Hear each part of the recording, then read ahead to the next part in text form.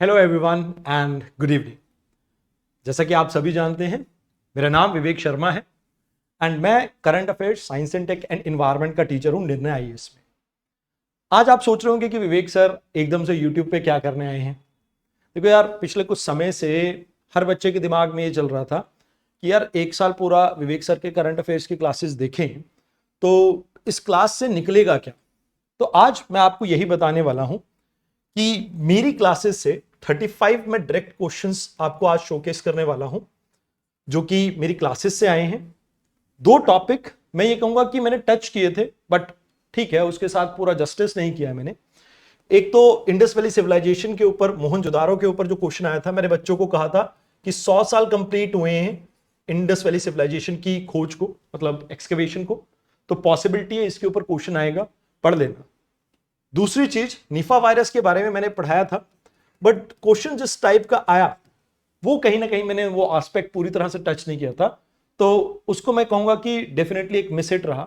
Otherwise यहां पर score होता 37, पर 35 भी बहुत खराब नहीं है, क्योंकि लाइक 90 प्लस अगर नंबर आपको चाहिए पेपर को क्लियर करने के लिए, और उसमें से 70 नंबर डायरेक्टली एक बंदे की क्लास अटेंड करके आप हासिल कर सकते हो, तो इससे ज्यादा आपको क्या चाहिए।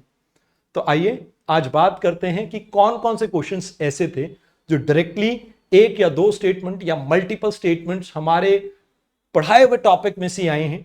विद एविडेंसेस मैं आपके साथ डिस्कस करूंगा, बट उससे पहले मैं आपको एक इंफॉर्मेशन भी देना चाहता हूं।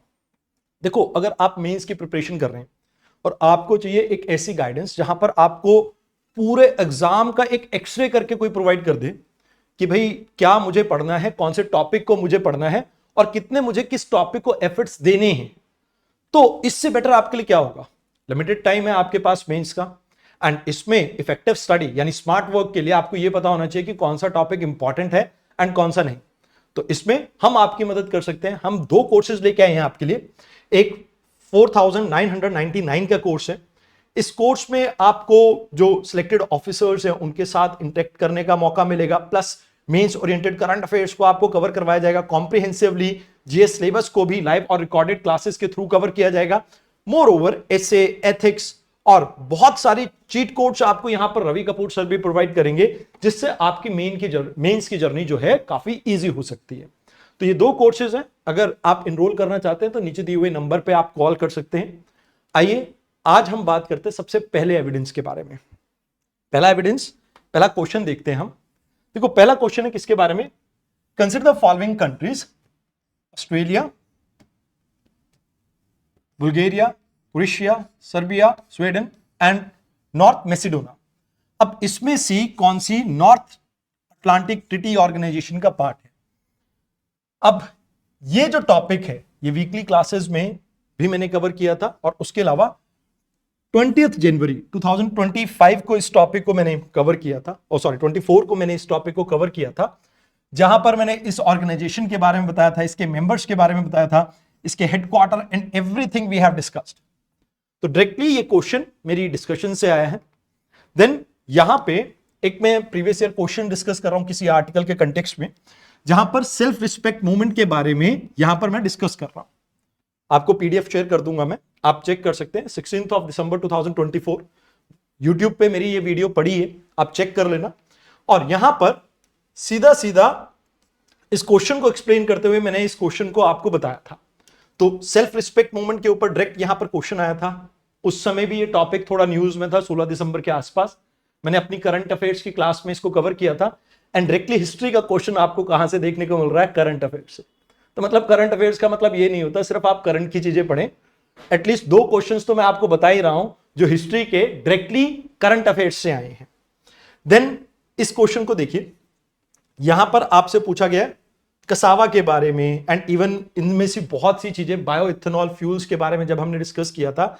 जैसे यहां पर जो आपका लाइक ये कसावा भी है, इवन मालाबार स्पिनच है, इसके बारे में भी एक आर्टिकल हमने डिस्कस किया था। बट मैं यहां पर आपको बताना चाहूंगा अगेन, कसावा के बारे में इस साल आपका न्यूज एक आर्टिकल पब्लिश हुआ था जो बायो सीएनजी के बारे में यहां पर डिस्कस कर रहा था।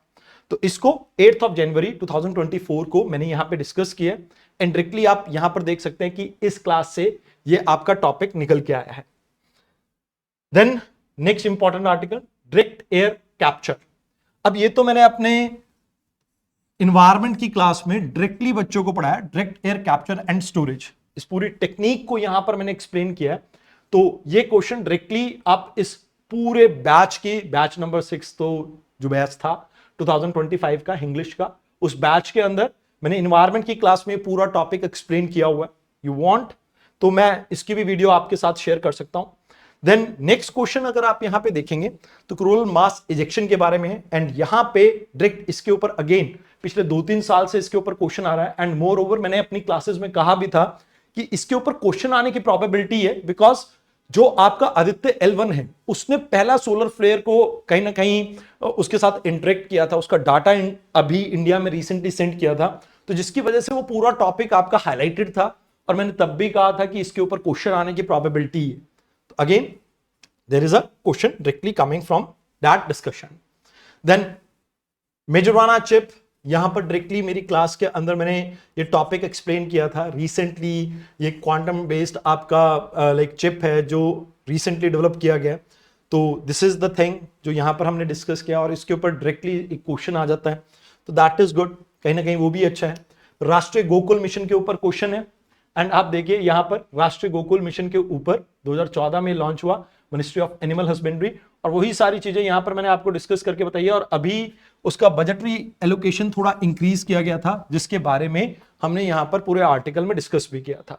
तो सेम जो मैंने यहां पर बताया, एंड इवन कुछ बच्चों ने रिवीजन क्लासेस देखी होंगी, उसमें भी मैंने राष्ट्रीय गोकुल मिशन को जब एम्ब्रियो ट्रांसफर टेक्नोलॉजी के बारे में पढ़ाया था तब भी कहा था it will be very important, इसके बारे में रीड कर लेना। So this is question directly coming from my discussion. Next जो आपका क्वेश्चन है that is like hydrogen fuel cell, ये fuel cell electric hybrid vehicles and full battery electric vehicles.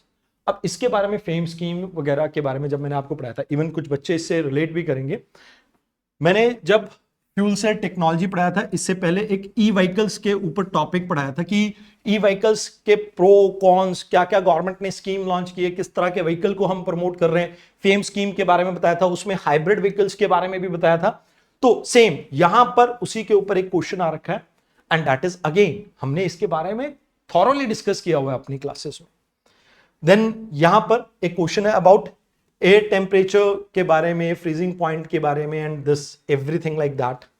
Air circulation के बारे में आपका टॉपिक है, एंड इस पूरे टॉपिक को मैंने अपने इन्वायरमेंट की क्लास के अंदर, क्लाइमेट चेंज जब मैंने टॉपिक करवाया था तब भी एक्सप्लेन किया था कि what are the things that you have to cover, and same उसी के ऊपर आपका यहां पर क्वेश्चन आ रखा है। नेक्स्ट सर्कुलर इकोनॉमी, ये आर्टिकल आपका सर्कुलर इकोनॉमी को प्रमोट करने के ऊपर गवर्नमेंट का एक इनिशिएटिव के बारे में आया था, द हिंदू का एडिटोरियल है, 4 जुलाई का ये आर्टिकल है। अगेन सेम आर्टिकल पे सर्कुलर इकोनॉमी के ऊपर आपको ये क्वेश्चन दिख जाता है। देन यहां पे डेली न्यूज़पेपर एनालिसिस 28 मई की ये क्लास है, capital receipt, borrowing, disinvestment, interest, loan, liability and everything. जब मैंने बीओपी के बारे में आपको एक्सप्लेन किया था तो वहां पर कैपिटल रिसिप्ट, आपकी बाकी चीजें, ये सब चीजें यहां पर कि गवर्नमेंट के पास क्या एसेट्स होते हैं, क्या लायबिलिटी होती है, उसको बैलेंस ऑफ पेमेंट के टाइम पे यहां पर एक्सप्लेन किया है। 28 मई 2024 की ये क्लास है, you can go ahead and check this out. आपको पता लग जाएगा कि डायरेक्टली ये क्वेश्चन इस पूरे टॉपिक की डिस्कशन से सॉल्व हो सकता था। देन यहां पे टर्मरिक के बारे में क्वेश्चन है, टर्मरिक के बारे में क्वेश्चन है, and this is the article that we have covered कि भाई इंडिया की लार्जेस्ट प्रोड्यूसिंग स्टेट कौन सी है, कितनी वैरायटीज कहां पर क्या देखने को मिलते हैं, कौन सी स्टेट लार्जेस्ट है, इंडिया कितना एक्सपोर्ट करता है, each and everything. And again यहां पर Maharashtra, Telangana, Karnataka, Tamil Nadu major turmeric production वाली स्टेट्स, और ये देखो ये पीछे बैकग्राउंड में आप देख रहे होंगे सेम चीज यहां पर मैंने बता रखी है। एंड ये आर्टिकल इसीलिए पब्लिश हुआ था क्योंकि उस साल इंडिया की जो टर्मरिक प्रोडक्शन थी काफी अच्छी रही थी। 16 जून 2025 का ये आर्टिकल है, आप चेक कर सकते हैं। देन यहां पर अगर आप ऊपर हेडिंग पढ़ सके, थोड़ी डार्क है आई नो, मैं आपके साथ फाइल शेयर करूंगा, बट आप YouTube पे जा सकते हैं 15 मई 2024। इस अगर इमेज को आप देखेंगे तो यहां पर ऊपर लिखा हुआ है अल्टरनेट इन्वेस्टमेंट फंड, इसके बारे में ये आपका आर्टिकल है। एंड 38 मिनट 17 सेकेंड पे अगर आप देखेंगे तो उसमें मैंने हेज, आपके बॉन्ड्स और वेंचर कैपिटलिस्ट, स्टॉक, इन सब के बारे में। अगर यहाँ पर देखो कैपिटल फंड, एंजल फंड, ये आपके जैसे like social fund, infrastructure funds, इन सब के बारे में यहाँ पर मैंने बता रखा है। ये वेंचर कैपिटलिस्ट वगैरह के बारे में यहाँ पर मैंने एक्सप्लेन कर रखा है। तो these are the things directly coming from the अपनी डिस्कशन से। देन मिनरल्स के ऊपर जब आपका स्टेट और इसके बारे में एक मेजर आर्टिकल पब्लिश हुआ था, तब 27 जुलाई को हमने इसके बारे में डिस्कस किया था। वैसे भी बहुत बार हमारे इसके बारे में क्वेश्चन हमने मतलब आर्टिकल डिस्कस किया है क्रिटिकल मिनरल्स के बारे में, और मैंने कहा था कि 30 से ज्यादा आपके मिनरल्स ऐसे हैं जो इंडिया में नहीं मिलते हैं और गवर्नमेंट ने इन्हें आइडेंटिफाई किया सो दैट हम इसमें सेल्फ सफिशिएंट बन सके। तो इसमें आपको इसके बारे में मैंने एक्सप्लेन किया था अबाउट रेगुलेशंस जो लीज की चेंज हुई थी, जहां पर स्टेट को भी उसमें से रेवेन्यू मिलना चाहिए। हाई कोर्ट, सुप्रीम कोर्ट की ये वर्डिक्ट आई थी, तो उसके बाद भी हमने इसको डिस्कस किया था। तो दीज आर द थिंग्स जो यहां पर डिस्कस हुई थी। देन अगेन अगर आप इस आर्टिकल को देखेंगे, 11 जनवरी का ये आपका आर्टिकल है, एंड इस आर्टिकल में वी आर टॉकिंग अबाउट यहां पर बॉन्ड, शेयर, इनके बारे में हम डिस्कस कर रहे हैं। And bond holder, share holders, इसी के बारे में ये क्वेश्चन था। ये पूरा आर्टिकल मैंने आपको लाइक डिटेल में एक्सप्लेन किया था कि क्या बॉन्ड होता है, क्या शेयर होता है, किस तरह से वर्क करते हैं, एवरीथिंग लाइक दैट। और वही चीज यहां पर आपकी स्टेटमेंट्स में पूछी गई है। अगेन एक क्वेश्चन ऐसा जो डायरेक्टली आपको कहां से देखने को मिल रहा है, हमारी डिस्कशन से। फंक्शन ऑफ लोकपाल, आप 14 मार्च 2024 की वीडियो चेक कर लेना, एंड डायरेक्टली यहां पर आपको लोकपाल, उसकी पावर और उसके बारे में यहां पर क्वेश्चंस देखने को मिल जाता है।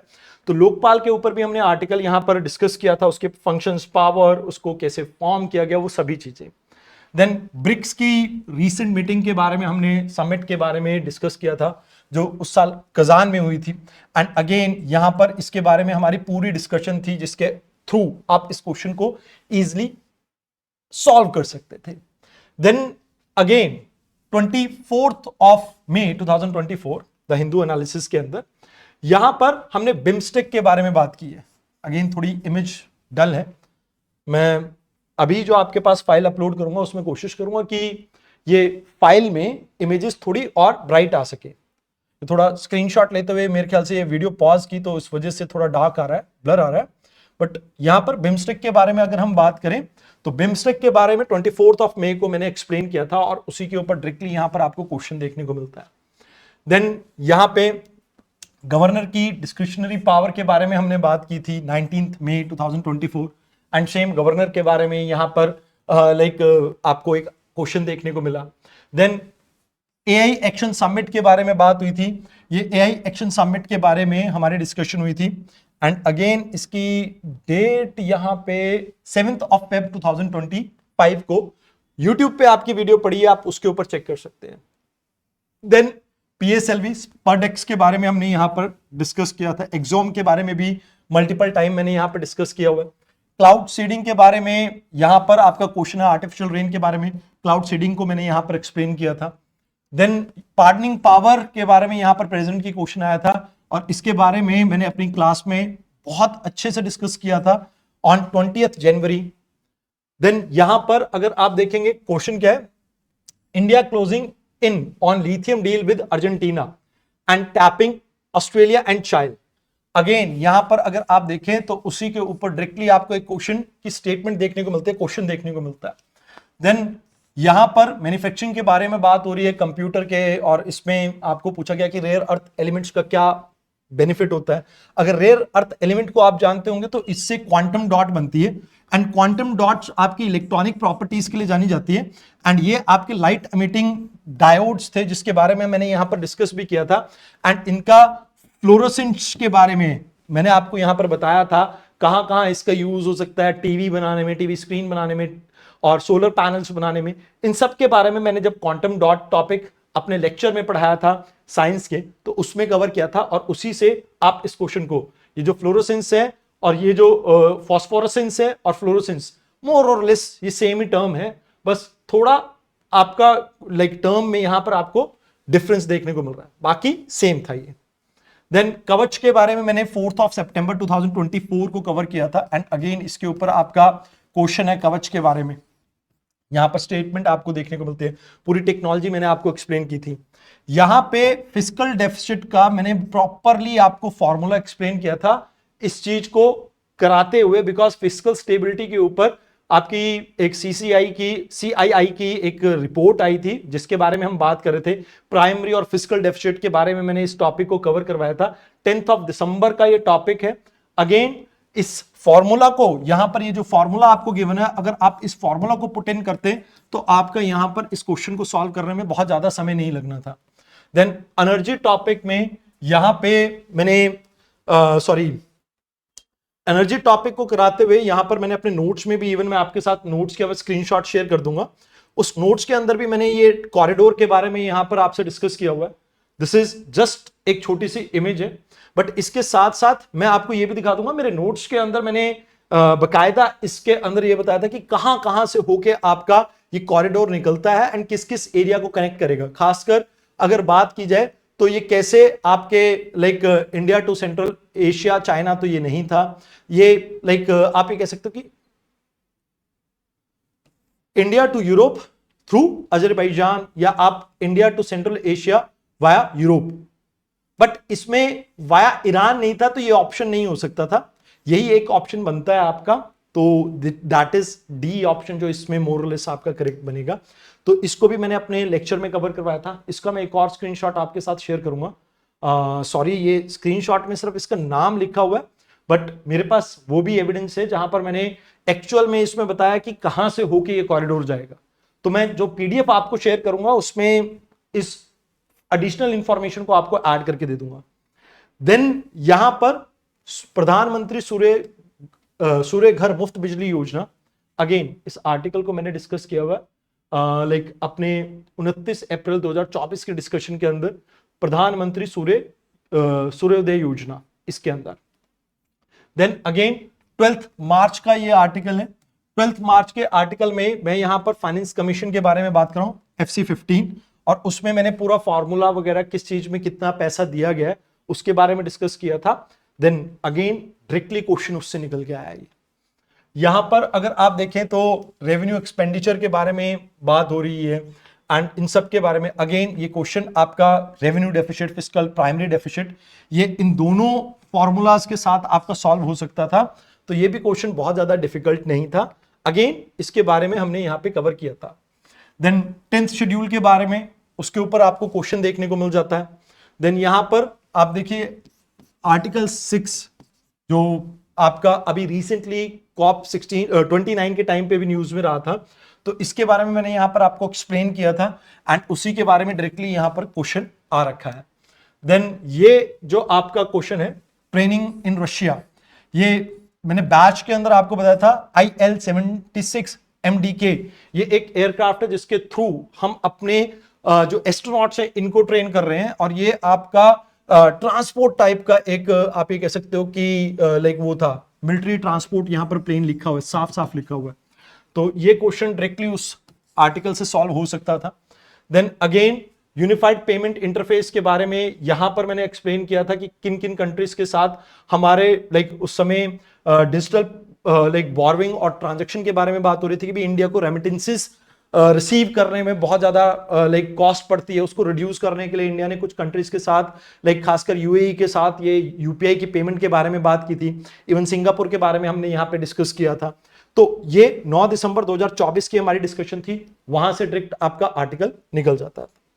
तो इन टोटल अगर हम देखें तो देयर आर 35 क्वेश्चंस। कितने? 35 क्वेश्चन।